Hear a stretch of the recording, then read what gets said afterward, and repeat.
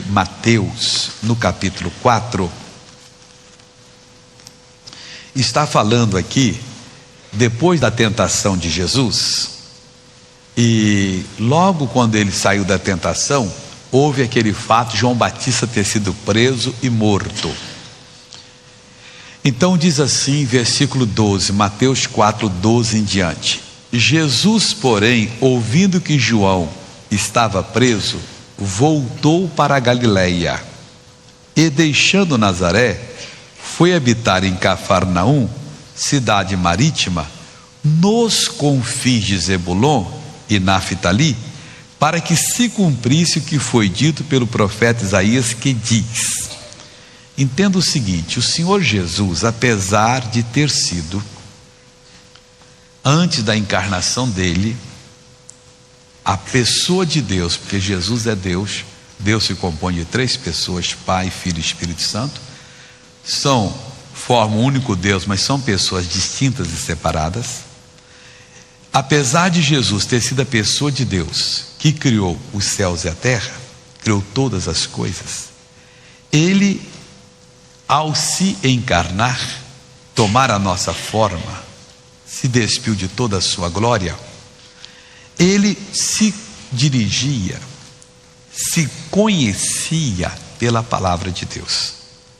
Uma certa vez ele disse: examinais as escrituras, porque cuidais ter nelas a vida eterna, e são elas que testificam de mim. Então, em outras palavras, eu me encontro na palavra.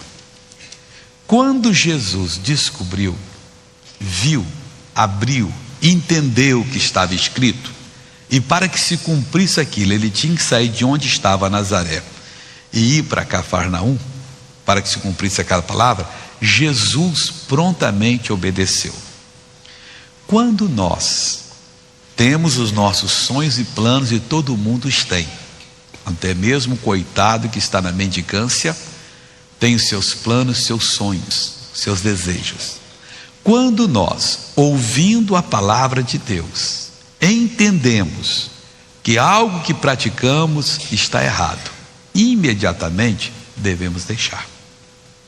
Senhor, hoje eu compreendi que isso é pecado. Perdoa-me, porque a partir de agora não vou mais praticar. Acabou. Quando entendemos que Deus quer que façamos algo, Senhor, aqui está teu servo, cumpra-se em mim segundo a tua palavra. Por que devemos fazer isso? Para que nós não sejamos responsáveis por a palavra não ter sido cumprida em nossa vida. Está escrito a nosso respeito, mas tantas coisas na Bíblia, tudo que está na Bíblia nos diz respeito, uns como direito, outros como algo a que devemos fazer, praticar, nos submeter. Então o que nós devemos fazer? É ouvir a palavra de Deus. Muitas vezes nós estamos vivendo de uma maneira que aprendemos dos nossos pais, que aprendemos dos avós, ou dos professores, ou de alguma outra pessoa, e aquilo ali não é o que Deus quer para nós, mas nós não sabemos. Todos nós fomos ensinados, mamãe ensinava, irmão mais velho ensinava, titia ensinava, a professora no colégio ensinou, sei lá mais quem que nos ensinou. Mas aí a palavra vem e fala conosco. Ele estava morando em Nazaré, teria que ser chamado Nazareno, mas entendeu pela palavra que agora não tinha que ficar mais em Nazaré, e está escrito aqui, para que se cumprisse. Então, quando ele entendeu, ele deixou Nazaré e foi viver a sua nova vida. Alguns de vocês que estão me escutando não são chamados para o ministério, outros não são. Quando a pessoa é chamada, ela pode ser juiz de direito, médico, sapateiro, alguma autoridade. Não, Deus me chamou e eu vou cumprir. Um homem de negócio bem sucedido, aquela pessoa que ganha rios de dinheiro, mas ela sentiu que o trabalho dele ou dela, pela escritura, sempre pela palavra, é o ministério. Senhor, acabou-se aquele empresário bem sucedido, Começa que um servo obediente dirige os meus passos. Não quer dizer que todo mundo é chamado. Deus precisa dos empresários, Deus precisa dos juízes, dos médicos, dos sapateiros, de toda a profissão. Então o que eu estou passando para você?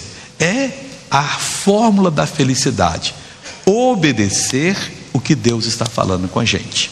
Então ele foi obedecendo para que se cumprisse. Aí cita o versículo: a terra de Zebulon e a terra de Naftali, junto ao caminho do mar, além do Jordão, a Galiléia das nações. O povo que estava sentado em brevas viu uma grande luz, e aos que estavam sentados na região, em sombra da morte, a luz raiou. Desde então, começou Jesus a pregar e dizer: arrependei-vos, porque é chegado o reino de Deus. Então ele recebeu essa mensagem e começou a dar para eles: o reino de Deus chegou até vós. Quando nós ouvimos o evangelho pela primeira vez, o que é que aconteceu? Não foi uma religião nova que nós descobrimos. O evangelho não tem nada a ver com religião. No mundo existem as mais diversas religiões.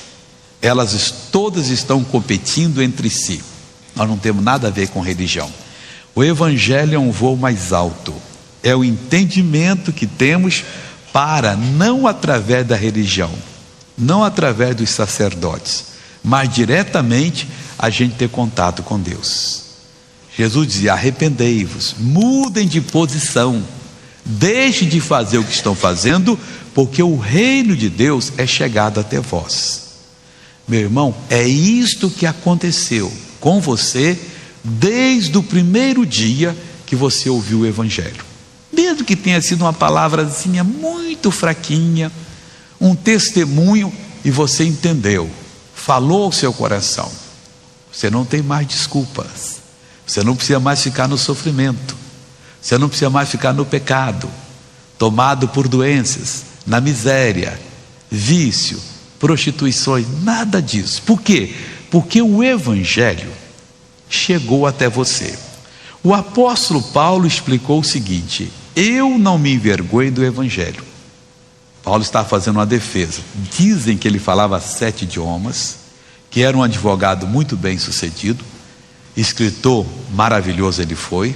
O homem, quando se lê as epístolas dele e vê a capacidade que ele teve, ele disse: eu não me envergonho do evangelho. O evangelho é uma mensagem muito simples, não tem nada de complicado nele, é aquilo que está escrito na Bíblia.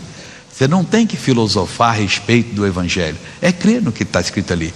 Então pode dizer: eu não me envergonho, deixo tudo que eu sei para ficar com o evangelho. Por quê? Porque o evangelho é o poder de Deus. Na hora que você entendeu que Deus quer curar o seu câncer, que pode ser um câncer físico, pode ser um câncer moral, que é tão destruidor quanto o câncer físico, aquele câncer espiritual, seja o que for, o poder de Deus foi revelado a você, está à sua disposição, igual estava à disposição de Jesus. Uma simples oração sua, de olhar para aquele mal e dizer: eu não te aceito, eu te repreendo, eu te exijo, saia de mim agora. Meu irmão, o reino de Deus é chegado, Jesus disse. Arrependei-vos, mudem de posição, porque o reino de Deus é chegado a vós. Ele chegou até você, ele tornou-se à sua disposição.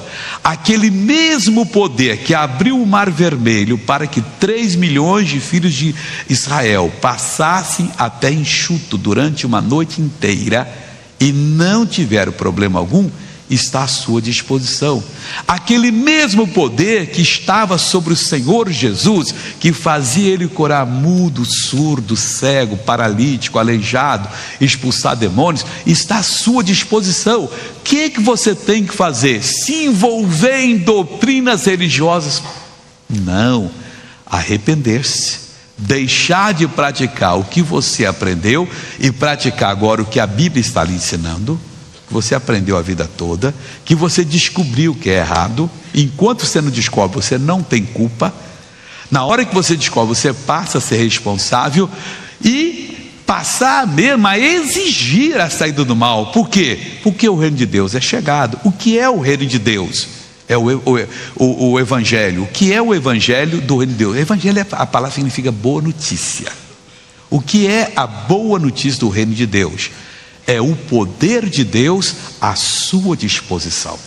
De você que está aqui, de você que me assiste agora, me ouve em qualquer lugar desse mundo, e que talvez esteja com um diagnóstico tão ruim que está pensando até em acabar com a sua vida, fazer a maior covardia que uma pessoa pode fazer. Ah, missionário, mas eu caí muito, eu não tenho jeito. Mas como é que não tem, se o poder de Deus, o reino de Deus, está à sua disposição a partir de agora? Ele pode pegar o pecador mais sujo, a pecadora mais imunda, o doente pior e no estágio mais terminal, e transformá-lo completamente. Jesus disse o seguinte: aquele que crê em mim, ainda que esteja morto, viverá. Ponha fé nessa palavra. Missionário, eu estou morto para a vida, mas se você crê em Jesus, você vai viver. Porque Jesus dizia: arrependei-vos, mudem a maneira de pensar, porque é chegado o reino dos céus. Chegou, é a hora dele. Quando você ouve o evangelho, a partir de então, mas não tem força no inferno, não tem força em lugar nenhum que será capaz de lhe segurar. Os seus sonhos, que vêm por ouvir a palavra, aquela certeza, aquela fé, vai fazer você chegar lá. Acabou, meu irmão. Você tem o direito de ser aquilo que Deus está dizendo que você é, não que você será.